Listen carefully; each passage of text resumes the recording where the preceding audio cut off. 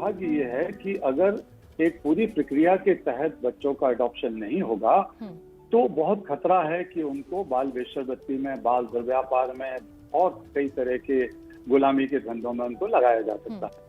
इसलिए जरूरी है कि ये सारी कानूनी प्रक्रियाएं पूरी हों।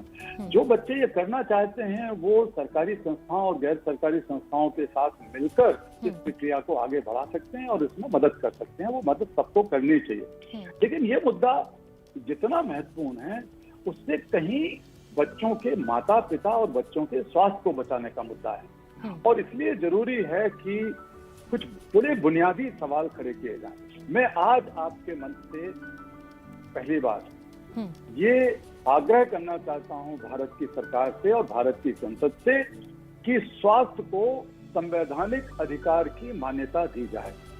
हमने लड़ाई लड़ी शिक्षा को संवैधानिक अधिकार दिलाने की, मौलिक अधिकार दिलाने की मान्यता के लिए और हम जीते।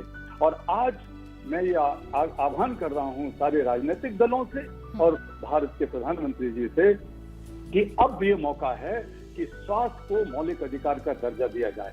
अभी राइट टू लाइफ में इस तरह का इंटरप्रिटेशन होता है कि भाई जीने का अधिकार है तो उसमें स्वास्थ्य शामिल कर दिया जाए, लेकिन हम कहते हैं कि संविधान में संशोधन करो और स्वास्थ्य को मौलिक अधिकार बनाएं ताकि लोग अपनी लड़ाई खुद लड़ सकें, अपने बारे में जान सकें। हमने देखा है कि शिक्षा का मौलिक अधिकार बनने से बहुत फायदा भारत के बच्चों को और शिक्षा के क्षेत्र को हुआ है।